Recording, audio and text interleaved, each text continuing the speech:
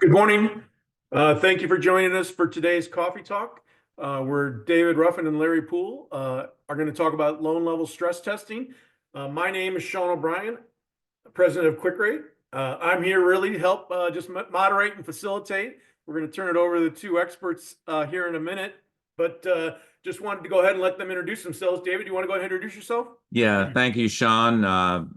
My name's David Ruffin. I'm the principal of IntelliCredit. I always delight sharing these webinars and coffee talks with you, Sean. Here we are, I guess the last one of 2024. Hope everyone in the audience is preparing for a very safe and joyous holiday season. Thank you, David. Agree. Busy time. We were just discussing probably the busiest month we've ever had here at IntelliCredit in our short history. So that's always exciting. But at the end of the year, it certainly makes it a little bit even more exciting. So Larry, you want to go ahead and introduce yourself? Yes, sir. Thanks, Sean. Larry Poole, started out my career as a credit analyst, loan officer, worked my way up the ranks. So deep experience in credit. I've done a lot of data modeling over my career with M&A and activity, but really true credit guy at heart. So I've been with IntelliCredit since its founding alongside David, and we're growing this client base. So we're in 33 states now. I think we did about 120 loan reviews last year and just dozens and dozens of product clients. So we're excited to share with you our kind of new service stress testing today. So thanks for taking the time over the holidays to join us. Agreed. And thank you both as well. Okay, so just a reminder, we are in presentation mode. So hopefully, again, you can hear us and see my screen. Okay, but certainly want to invite questions today. We want the format certainly to feel interactive.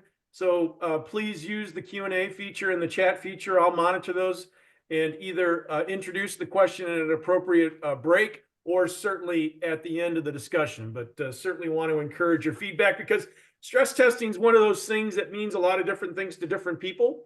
Certainly for any quick analytics subscribers on the phone, we have a portfolio level credit stress test. And I think what's exciting about what David and Larry and the IntelliCredit team have built is more of a loan level stress test. So what we feel like we can offer you is really whatever you need, but certainly making sure everyone's clear on what you're looking for, or maybe what you're being asked for. Is again, one of the reasons we wanted to do this today, talk to you about what we're doing here at IntelliCredit, and then make sure we're matching up with what your expectations are as well. To get started, we just have a few polling questions, so certainly appreciate your input on these. The first one's just really a question about the credit environment. How would you describe the current and near-term credit environment? And so just 4 answers: strong, weak, uncertain, and challenging. We'll give this about 30 seconds or so, but certainly appreciate everyone's participation, with your thoughts on this.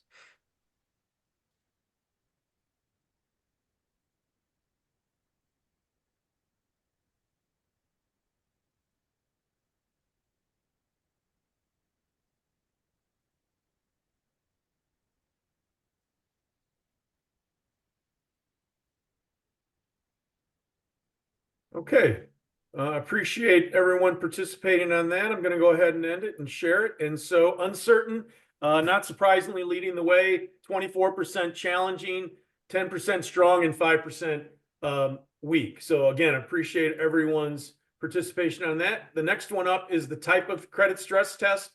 Which type of credit stress test have you applied to your portfolio within the last year? Again, a single choice. Portfolio level, loan level, both, or neither?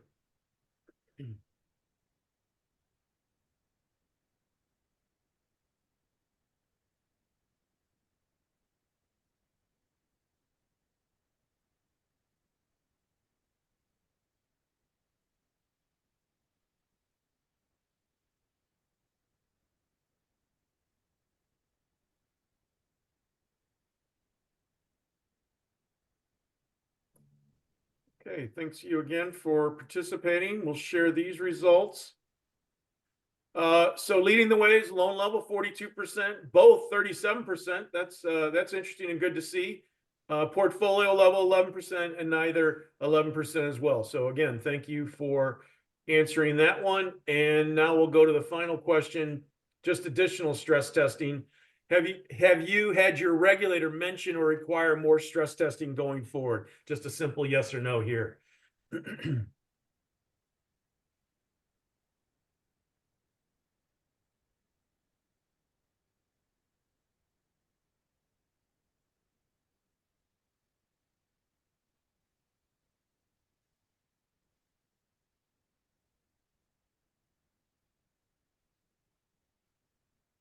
Okay. Again, thank you for participating in our polling questions today. I'll share the results of the final one. 59% responded yes, 41% responded no. So I forgot to mention at the top, obviously all of you who registered and certainly attending here today will get a copy of the slide deck, a link to the recording, which will include an email with the results of the polling questions. But again, thank you for registering and attending, and we will get that to you early next week with a link to the slides and a link to the recording. So thank you very much. Let me stop this one, get rid of those polling questions. And we'll go ahead and I'll turn it over to David, and he's going to get us going. David? Yeah, well, there was a purpose for the last polling question, and that was I doubt there's any CCAR or DFAST banks on today's call where everything else about stress testing is really not embedded in any form of a regulatory mandate from regulators.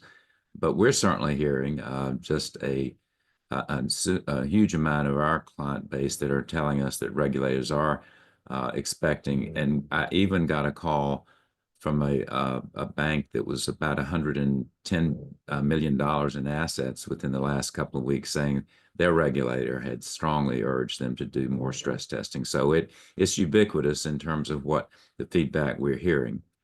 But I think as we grow dimensions, Sean was alluding to the fact, and Larry as well, that we were formed in 2019. We feel very good about the expanse of our work throughout the country now. But I think as we add more dimensions to IntelliCredit, it's helpful sometimes to go back to what is IntelliCredit fundamentally about. And that is really based on three pillars of post-booking risk management for your credit portfolios. One is stress testing, which we'll certainly focus on today. The other is portfolio analytics, and also all aspects of the loan review, whether you do it in-house or whether you engage third-party vendors or do a hybrid of those. So those are the fundamental pillars of IntelliCredit relative to your post-booking risk management of your loan portfolio. Again, next slide, please. The reason that anybody that's ever heard me speak on the webinars knows I don't like to start going into credit in an abstract way without kind of keeping an eye on what the changing landscape is. I certainly realize we've had some important things that occur in the last few months. We've had, the Fed continuing to slowly but surely, it seems, to cut rates. We've had a presidential election implying some changes, perhaps certainly at the regulatory level. But given the fact that I think it's helpful sometimes to remind ourselves credit's a long game. It's not really driven by short-term events or, frankly, even the degree to which Wall Street and the financial press tends to focus on. It's a long game, and I think most of us on the call that are credit-oriented understand that. But these are some of the things that I feel like we still have to be aware of and why it does present us with challenges. And we think that loan-level stress testing will help us be more astute at understanding our emerging and existing credit risk. Obviously, rate and inflation shocks are beginning to take a toll on some borrowers. We certainly knew that to be the case. There's still estimates of well over $1 trillion of even CRE pricing yet in the pipeline for community and regional banks before the end of 2025, which, again, inevitably is going to degrade debt service coverages as we know it. Bankers' sentiment, and even reflected in this small poll today, has certainly tilted in the last year to a more negative sentiment, at least in the short to intermediate term in terms of what credit quality. I know Sean and I had asked that question, I think, at the beginning, first quarter of this current calendar year, and it was much higher and actually much higher in sentiment and positive and lower in terms of its concerns, certainly at the time to funding issues for bankers. We've certainly seen more risk downgrades in our loan review work in the last few months than we've seen in decades, and we're certainly seeing evidence that the regulators as well are applying much more scrutiny to credit portfolios, but most importantly to banks' credit processes. That seems to be the primary focus of their criticisms in their examination reports, as well as in the cases where we've been aware of that there have actually been orders from regulators to make substantive improvements. And one of the things that, again, we're certainly hearing is that regulators are urging more loan level stress testing, particularly and really irrespective of bank size, as I alluded to. You've heard me say this several times before. The CRE segment obsolescence is growing. Teleconferencing, digital shopping, remote work perhaps have changed forever the paradigm of what real estate is purposed for. And I think bankers who are financing all of this real estate obviously have to accept that the times are changing. And again, one of the risk points for those of us on this call that are focused more on smaller financial institutions have to accept that has been the bulk of our loan growth in the last several years. And frankly, other providers of funding for commercial real estate have tried very hard to shed some of their exposure to that. So next slide. This is actually coffee talk. It's not a formal webinar, and we do value that, but I think it's important to just begin maybe a framework of the discussion. What we'd like to briefly describe to you is IntelliCredit's two options for loan level stress. We have a more comprehensive that Larry Poole will now walk through or describe very briefly, and I'll come back just again briefly and talk about our so-called companion with loan review loan level stress test that we can also perform. Larry? Yeah, thanks, David. So if we'll look at this slide right here, first, the image on the left, what we're seeing is a lot of banks really doing a kind of metric or top-down stress test where they'll divide the portfolio and then use peer loss rates or historical loss rates to kind of give a top-down comprehensive view of stress testing. And that's great, but what we're starting to hear more and more is our regulators wants us to do loan level stress testing where we can project the losses for individual loans and then how will that impact the capital. So that's what when you hear comprehensive or loan level or bottom up stress testing, that's where we're talking about. Looking at kind of the right side of this slide, really want to start with how this benefits you, the credit risk management team or the credit administration. There's kind of 5 things that I think really differentiate us. Number one is just the efficiency.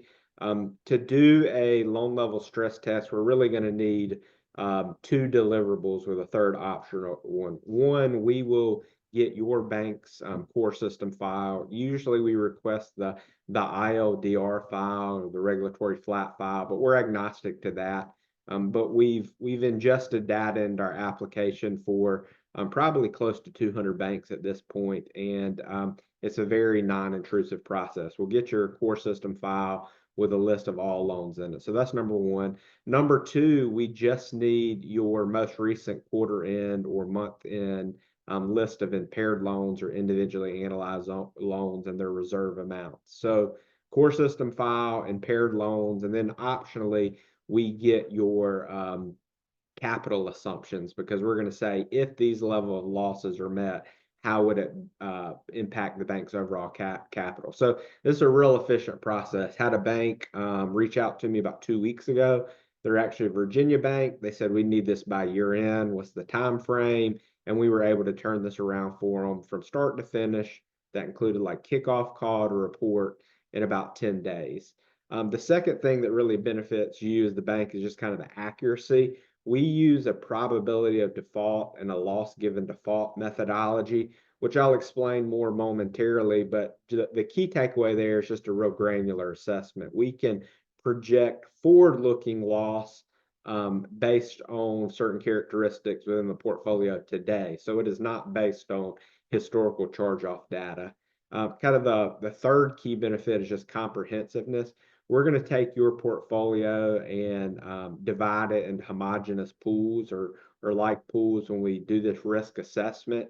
And same bank that I did the review for 2 weeks ago, we did our initial modeling, and they said, we like this, but we actually have two distinct portfolios within our bank that we'd like modeled differently. They had banker healthcare group loans, and then they had a large portion of SBA loans. And they said, can we pull these out? We think that these have a little bit different loss profile. So yes, this is kind of it's not a one size fits all. We can model it to your portfolio.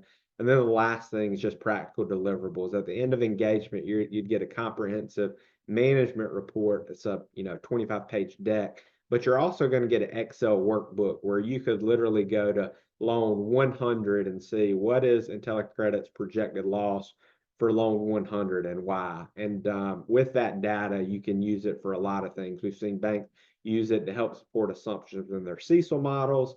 We've seen banks use it to feed directly into their capital models, but you're really going to have some practical deliverables in your hand. So those are just kind of the high level things. If we go to the next slide, and I don't want to spend a tremendous amount of time here, but we cover this in depth tremendously when we engage with a client. What we'll do is we'll have a kickoff call. We call it our assumption development call, and we really make sure that you understand everything on this page. But in 2 minutes, the Cliff Notes version, what we're going to do, we would take every loan within your portfolio and group it into one of 5 what we call risk cohorts. And here's where I said we can change these up a little bit, but we see kind of 5 distinct areas that default differently. 1, construction loans, 2, commercial and industrial loans, 3, CRE loans, 4, residential real estate, and other consumer loans. So based on a loan's product type, they're going to get put into one of those 5 buckets to start out with. We then further segregate the portfolio between formula pool and individually analyzed or impaired loans. As I've already said, every loan within the portfolio will be assigned a probability of default and a loss given default. Probability of default is based on a loan's product type and its risk grade, and loss given default is based on the underlying collateral. So really easy way to think about this, a probability of default on a commercial real estate loan that is risk graded 3, so a very high rated credit, would be much lower than, let's say, a probability of default on a commercial risk graded loan that is special mention at your bank. And then loss given default, again, loss given default is essentially how much will we charge off if this loan goes bad. So again, an easy way to think about it, the loss given default on a single family residence would be much less than, let's say, a credit card portfolio, which is completely unsecured. The key takeaways from our analysis, for each loan, we're going to give you 3 loss scenarios. So baseline, that's what is the most realistic expectation of loss based on the composition of the portfolio today.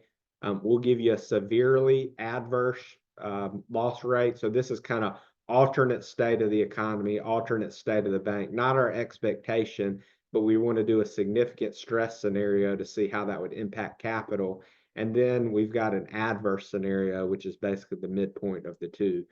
The key takeaway of this entire stress test analysis is we want to feed your bank's capital model to say, if these 3 levels of losses were realized, what would be the overall impact to the bank's capital? Can we remain well capitalized? Would we become adequately capitalized or even undercapitalized? So if I move on to, I wanted to just share 2 quick charts with you. The first one on this next slide here is kind of a summary chart. So this would be one of the many charts within our management deliverables.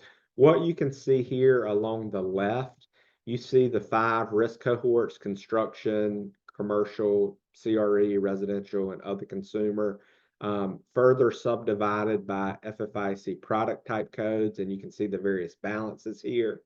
And then the 3 loss scenarios. So green is our baseline, yellow is our adverse, and red is our severely adverse. So in this scenario for this bank, what I'm looking at is, based on this analysis, this $1.1 billion portfolio, under the baseline scenario, we're projecting about $10 million in loss in the next year. This would be kind of a realistic expectation of loss, so 86 basis point loss. In the severely adverse scenario, we are projecting for the portfolio 46 million in loss, or about a 4% portfolio loss rate. So again, a very adverse scenario. But what this does, if we look at the next slide, we'll easily be able to say, okay, under the baseline scenario, which is what we expect, how would your capital numbers move? So for this bank, you can see their current capital numbers as of 6/30. They're well capitalized in all scenarios. But if they experience 10 million in losses in each of the next 2 years, they're still going to remain well capitalized. If I jump over to the far right column, severely adverse, this is saying, okay, what if you lose $46 million a year, have a negative pre-provision net income? Then what happens to my capital ratios? And still, in the bottom chart, you can see this bank remains adequately or well capitalized. This is a real powerful statement for the bank. What we're showing in this analysis is basically you can lose $90 million over the next 2 years, but your capital cushion is so strong you would still remain well capitalized. So that is kind of the crux of this analysis. We have banks that do one of two things. They just want us to give them the portfolio loss numbers, and they've got their own capital model, which they feed those into. Or we've got banks that say, we don't have a well-defined capital model. Can you do it for us? And the answer to that is yes as well. So Larry, yes. Larry, could you just jump in here? I had a couple of questions. One, could you just go back and explain? We had a question come in, just kind of in layman's terms, probability defaults and PDs and LGDs. Yeah, so probability of default is what is the likelihood that a loan will experience a charge-off, go 90 days past due, or go non-accrual over a certain forward-looking time horizon. And in our analysis, that's basically over the next year, what's the probability that a loan will go bad. The biggest driver of probability of default is a loan's risk grade. So a loan that is a solid pass credit has a much lower probability of default than a loan that the bank has rated as special mention. That a special mention loan, there's a greater chance you're going to experience a charge-off in the next year. Loss given default, in layman's terms, is what is the severity of loss in the event that that loan does go bad. So basically, how much of the loan balance would my bank expect to charge off if the loan goes bad? And going back to my example, if you've got a residential loan, let's say secured by a 1 to 4 family resident, $100,000 loan, let's say, if that loan goes bad, the loss given default on that, if it's 25%, we're saying if this loan goes bad, we'll expect to charge off 25%. Whereas if you've got, let's say, a C&I credit that's secured by business assets, if that loan goes bad, the loss given default is generally higher because you've got softer assets, accounts receivable, equipment, those sorts of things. So in layman's terms, PDs is the likelihood that a loan will go bad, meaning experience a charge-off event, and loss given default is how much of a haircut should we expect to take if that loan does go bad. Great, thank you.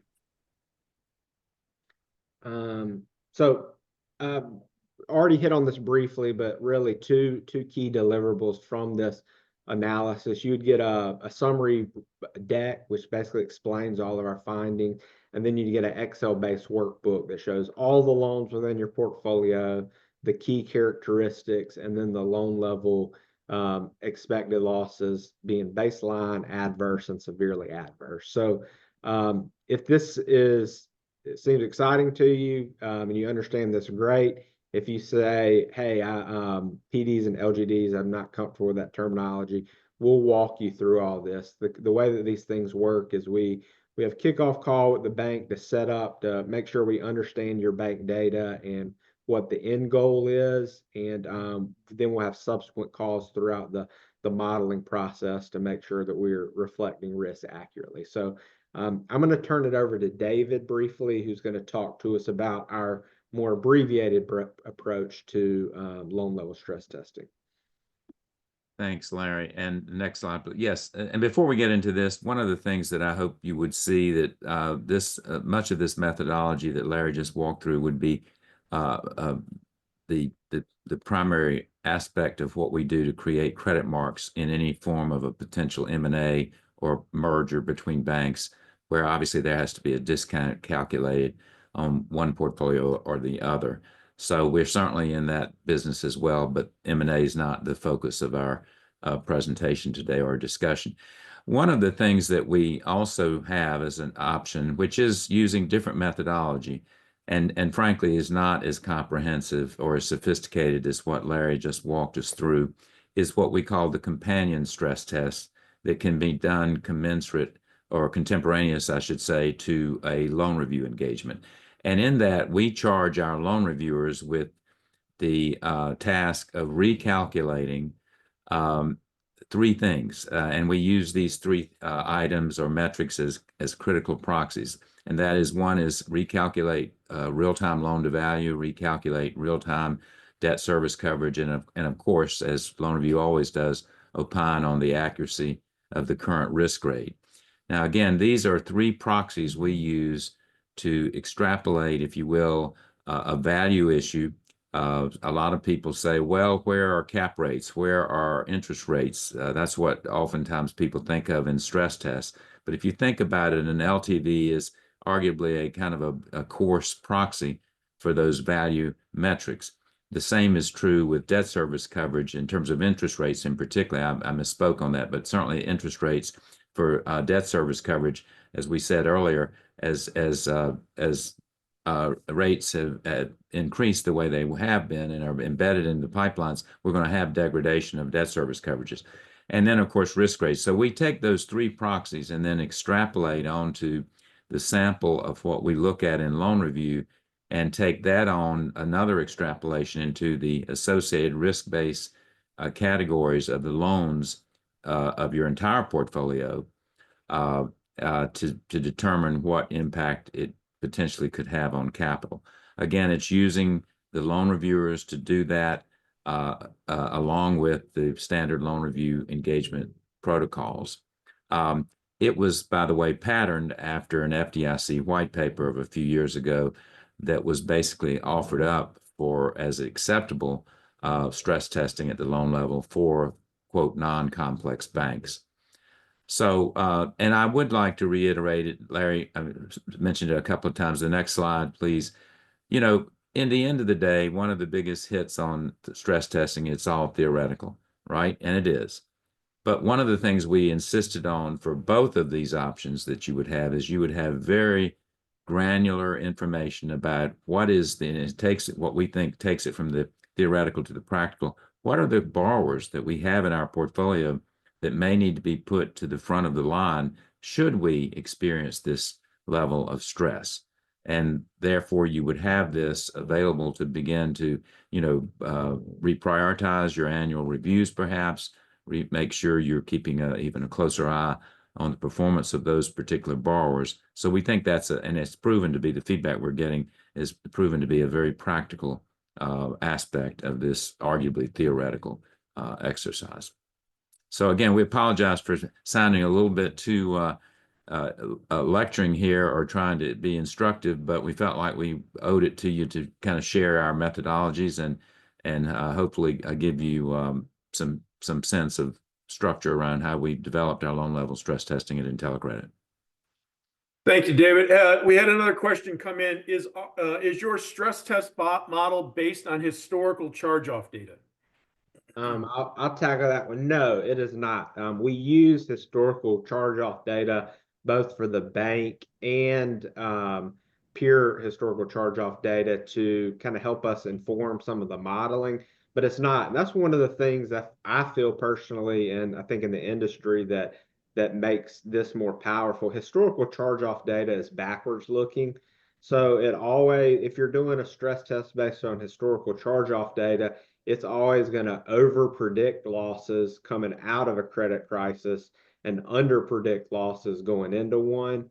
A PD LGD methodology is really more forward looking based on the composition of your portfolio today. So if you haven't had any historical losses, let's use this as an example, but you've recently downgraded portions of your portfolio to special mention or to substandard, our PD LGD methodology is going to pick up on that, the composition of the portfolio today. So no, we don't use historical charge-offs to inform PDs or LGDs or to calculate losses. We do use it to kind of inform some of our modeling, but completely different approach. And Larry, you know where I'm about to go on this because I'm very passionate about it. So much of the credit crisis or the financial crisis we went through now, arguably 12 years ago, 15 years ago almost, was all driven by net charge-offs. I'm not a believer in net charge-offs. We don't worship at that altar anymore because, frankly, there's a lot of southern states that, believe it or not, are still getting recoveries from that bloodbath.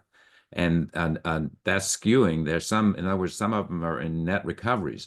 So we replace net charge-offs in some of the modeling with gross charge-offs. We think that's more of a reflection of current performance.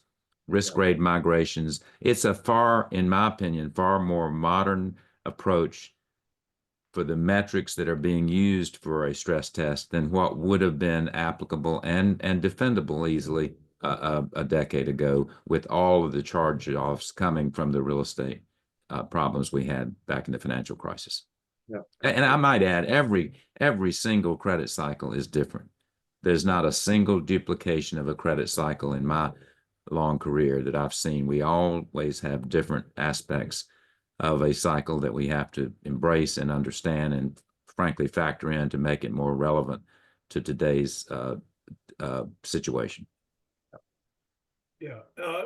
So we got a couple more questions, but as I get to those, just want to remind you, if you do have any, certainly some have already submitted now, but just go ahead and use those or submit those either in the Q&A feature or the chat feature, and we'll take those. The other question that came in was, my bank's under $1 billion in assets, and we're certainly cost sensitive.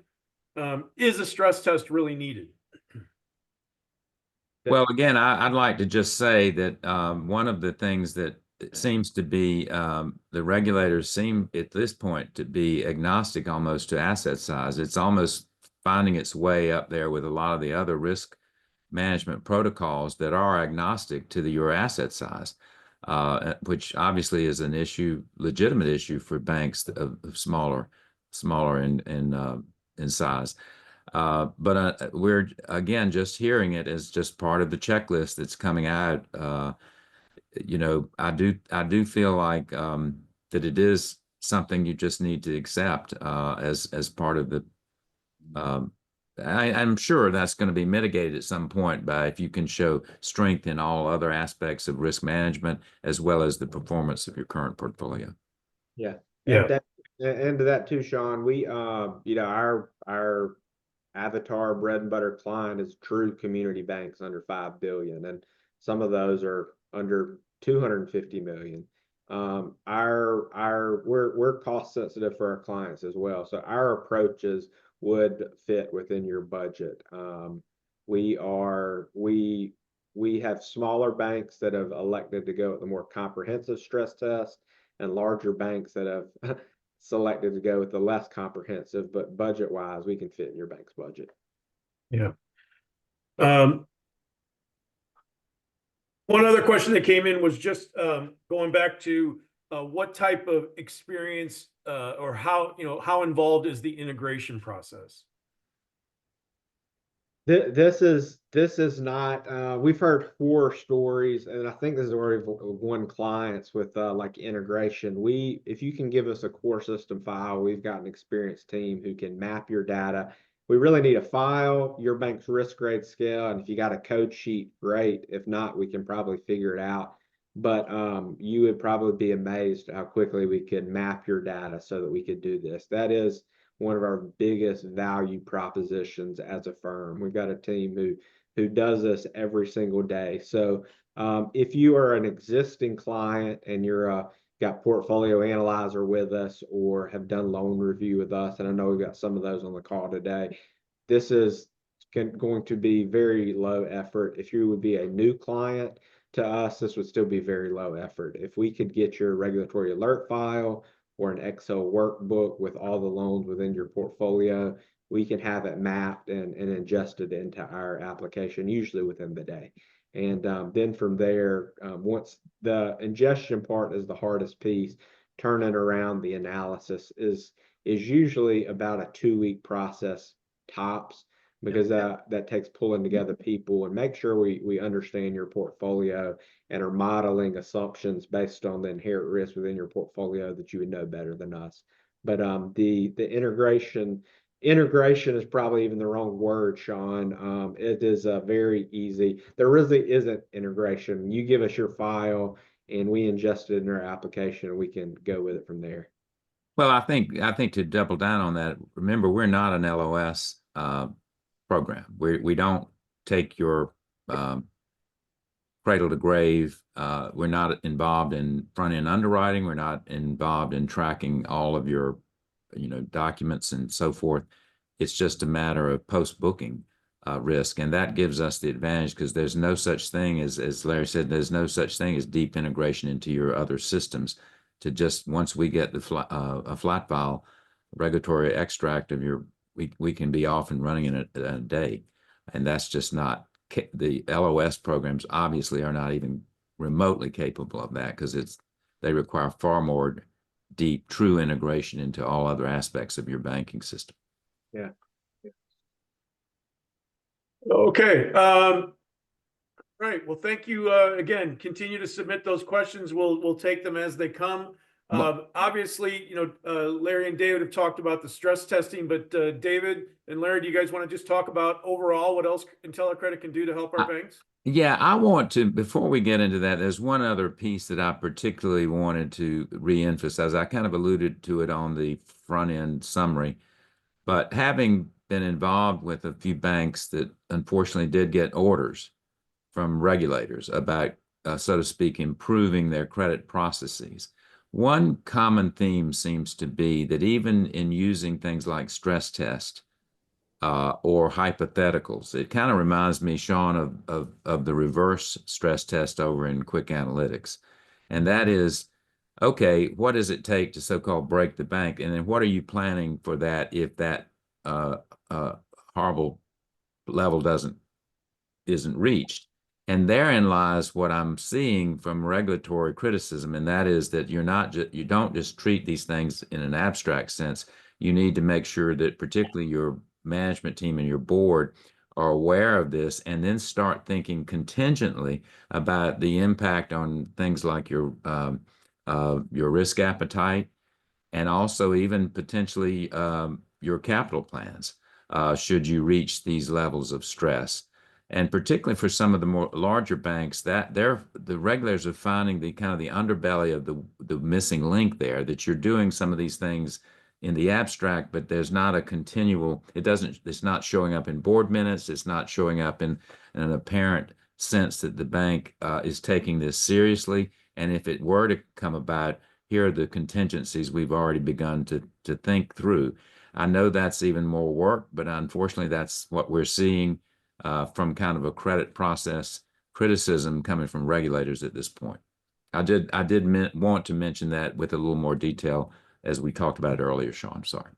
Yeah, I think that that's a good point, David, because it definitely rings true. I think there's no question sentiment from the regulators is regardless of how good they have in the past considered your servicing, I think they are just upping the ante a bit and suggesting that everybody's needs to improve and seems to be looking for just things that could be improved on an ongoing basis. So I think we talked about sentiment earlier in the kind of the presentation and discussion, but I think the regulator sentiment has certainly shifted, that they are expecting a lot more than maybe they even did a year or 2, 3 years ago. So at the same institution where they may have blessed the process in the past, and now they're coming back and essentially saying, hey, we think you need to do more. So, well, some of you may have already heard me say this before. I really genuinely believe those 5 bank failures in early 2023, it got underreported, but they're arguably the assets of those 5 banks were the equivalent of about 483 banks during the financial crisis in terms of their at least theoretical impact on the FDIC insurance fund. That sent shockwaves through the regulatory community. And we've all, for whatever reason, thought we were nearing an end or an inevitable end of a long positive or benign credit cycle. Pandemic, whatever, inflation, rates, shocks. But the reality is it's real now. There's not any question in my mind that scrutiny by regulators now on the credit book is pretty intense in some circumstances. I was frankly heartened to, well, not heartened, but I was a little surprised that almost half of you said that you haven't been hearing this from the regulator, because we're certainly hearing a lot of saying that there's been a big sea change in the kind of the temperament of how regulators are looking at all aspects of the credit portfolio at this point. Yeah. In terms of the broad, is there any? It looks like there's another question. Yeah, I'll go ahead and read this one. The question came in: does the output of your report include market trends or benchmarks in loan losses, as well as insights on the overall market? I was in a discussion just yesterday, believe it or not. We're adding yet another, we're intending to add another dimension to exactly our products base that gives that. And here's where I'm going with this. Think of it as like a metaphor of a walnut, right? The typical walnut has 2 halves. Most of us bankers can do credit underwriting and our credit analysis work and are doing that very, very well, almost in our sleep. And we're getting credit for that. The other half of that walnut is exactly that issue of what is the supply and demand profile or the econometric profile of the marketplaces that you're making financial decisions to finance these projects in or these businesses in.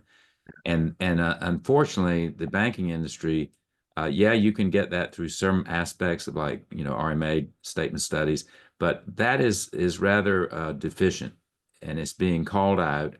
And it is a legitimate risk issue. So we're doing, as we constantly do it in telecredit, trying to continue to improve and to add more dimension of value. And yes, that is absolutely one of our priorities to put that in the palette of our services and our products, that you would have explicit data that would give you talking points or defense cases for what is the supply and demand curve in your marketplace, as well as the industry that you're particularly financing. And this is already baked into our loan level stress test too. If so, coming at from the other side, one of the things that we really do on that front end assumption development call, we say, here's the composition of your portfolio. Here's the ranges of, let's use loss given default for an example. Banks in your state, here's the range of LGD for CRE loans. And then we would use those ranges for modeling. So yes, we also give you peer comparison to consider when we're doing this modeling. It's not just in the abstract. So yes, that's already baked into our stress testing report as well. And then their follow-up just came in. Do you have a time frame when you think it will be implemented? We've already got that beta. I'm seeing who's asking this question. And if you're already a portfolio analyzer client, that will likely be a Q1 implementation. So if you wanted to literally drill down and say, I have a concern in the trucking portfolio industry, you could search that by NAICS code, and it's going to give you key risk drivers. So we already have it implemented on our beta site and hoping to push that out in Q1. Yeah, it's not theoretical in concept. We're real in it because again, one of the things I think you get from IntelliCredit, I'd like to think you get from IntelliCredit with all the efficient technology, you've got a lot of credit minds who've kind of been there, done that. We understand we have to keep and through particularly our loan review work, we keep a close ear to the ground. We hear what's going on. And we're trying to get ahead of the curve on that. But yes, great question, because I think that is an absolute, we're going to be living with that reality for a good while now. Is how aware are you of the kind of metric or the supply and demand profile in the markets you're and the industries you're lending on and markets into? Perfect. Well, thanks for the questions. Continue to submit those, but we'll continue on. So, Larry and David, do you guys just want to kind of talk about, the additional services that IntelliCredit can provide our banks? Well, we've said the three pillars of stress testing, portfolio analytics, and and loan review. We're really all things that you can imagine for loan review. We even license our application to a few competitors, believe it or not. But if you're doing internal loan review or independent loan review totally in-house, we have a number of clients that license our application for that. We certainly have a very robust business and third-party loan review, and we do a hybrid of those things. Embedded on that is our portfolio analysis or portfolio analyzer, which is the portfolio analytic tool, which can provide, we had one Texas CEO come to me at a conference not too long ago. He said, I've learned more. I've been CEO for 6 years. I learned more about the nature of my credit portfolio in 3 days reviewing your portfolio analyzer than I have learned in 6 years. So that's that's going to be important. We strongly believe using your DNA, if you will, your loan data is your unique, it's idiosyncratic to your bank. We feel like we've done a yeoman's job in putting that tool together, and it's certainly part of truly is a tool that and a product of IntelliCredit.